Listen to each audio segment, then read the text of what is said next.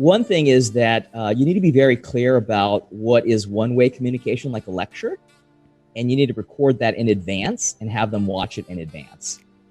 So nobody wants you to be on a Zoom call where you just have to listen for 45 minutes, because that's just painful, right? Like, we hated it when our parents lectured us, and they hate it when like faculty do that. So anything that's just one way, like, I'm going to go through this content, I record it in advance, give it to them several days in advance. They can watch it at their own speed late at night on 1.5 speed or stuff like that.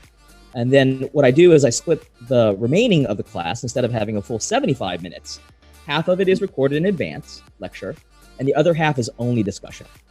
So going into it, there's an assumption that you've done the work, and then it's just the discussion. Also, I think logistics, it's really easy to get lost in this whole online calendaring meeting type situation. So I send all the kind of content on a Google Doc. The Google Doc's always there, and I always update it there. So there's like a single source of truth.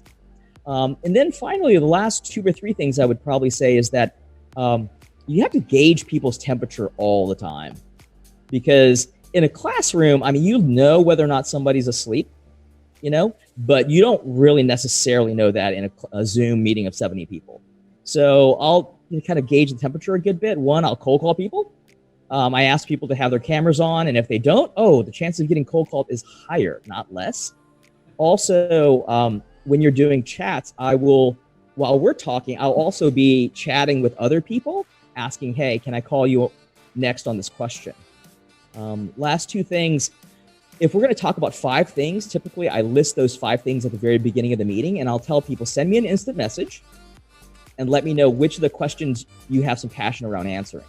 That way I can queue up people, and it's very important to kind of curate what's going on, right? Because if not, you got that weird thing where people interrupt each other and then they say, oh, I'm sorry, you go first, and nobody's got tolerance for that anymore.